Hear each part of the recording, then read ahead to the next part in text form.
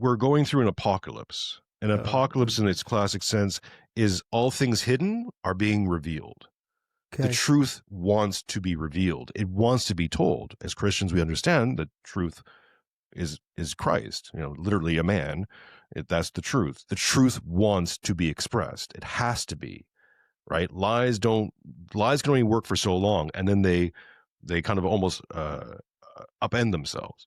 Right. So what's going to come out of it, and I believe this is part of the trap. It's both I have this term I call the bitter white pill, right? So these are hopeful things. These are good things, but they don't taste very good. and you have to be very careful how you apply them. So I think the bitter white pill here about these revelations that we're going to start seeing, Epstein, Diddy, Hollywood, I think is going to be opened up like a can of sardines at some point. Wow. There's a lot of discussions going on, and it's happening faster and faster and faster. I think as people start to examine transgenderisms and who's behind that, and as that becomes more and more investigated, more and more things are going to start coming out. I can only speculate. I know some things.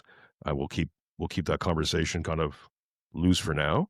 But as I've also said, that the army of the Vengeful Son is going to be the transgender kids. Oh, well, because, yeah, I mean, please continue. So let's make this distinction. There's a distinction between, let's say, the 35-year-old man who would normally be considered a transvestite, who wants to wear a woman's dress and go into a woman's washroom, which is horrible and disgusting and should be stopped, right? Yeah, of course. But let's make this other distinction, is that there are 13-year-old kids who've been lied to and deceived and fed puberty blockers. The numbers that I've seen since about 1990, when these drugs really started hitting the market, they've been around even longer than that, but mostly in 1990s when they started being promoted for gender dysmorphia, is over 100,000 people, kids mostly, have received these drugs. That's a small army. That's just in the continental United States, by the way. We're not even talking worldwide sales. And that's of what we know. So if we take 100,000 as a baseline over the last 30 years, but really intensified over the last 10 to 15, you have a lot of kids who have been fed these drugs, and many of them are now starting to confess that they're not working. That's making the situation work. Yeah, the drugs don't work. They're making it worse. They're finding out that they're basically they were developed as castration drugs that they were giving to prisoners who were convicted of rape and pedophilia. So that's what these drugs were originally made for, and now they're just pumping into these kids. So these kids are going to basically find out that they can't have children in the future. This is permanent. This is permanently altering their ability to have sexual pleasure, to have any kind of sexual function whatsoever, especially within the men. So now you have, let's use even a smaller figure. Let's go 20 to 30,000 kids in the continental United States right now who have been lied to, deceived by their parents, by their doctors, by their teachers, by their governments, by every single authority in the world, has deceived them and lied to them and fed them drugs, or perhaps encouraged them to mutilate their bodies. And they wake up one day and they find out that they're in a worse place than they were before. Yeah. And they're nihilistic and they have nothing to live for.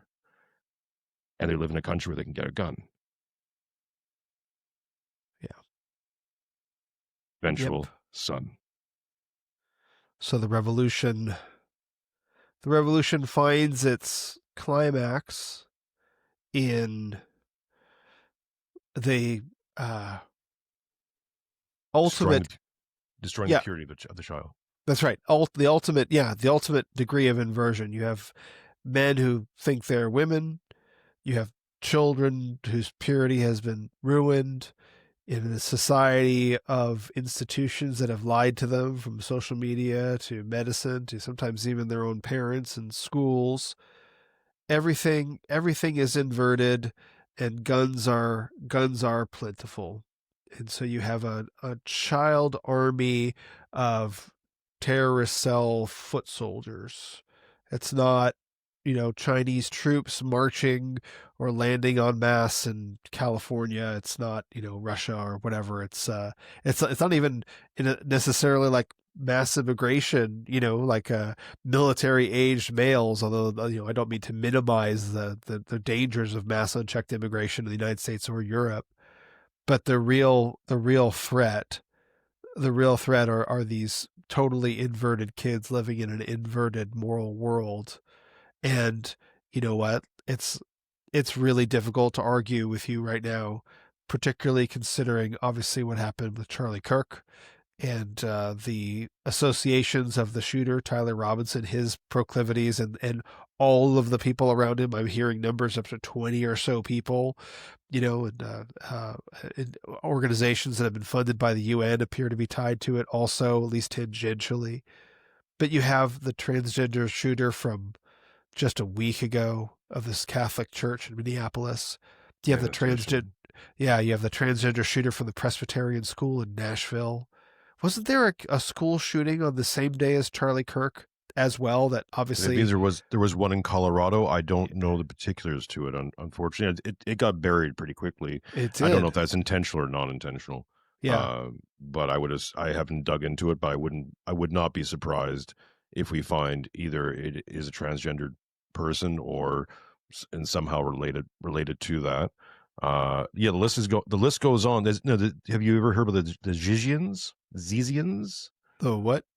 Oh yeah. Oh, look into that one. I don't even know how to spell that. Zizian.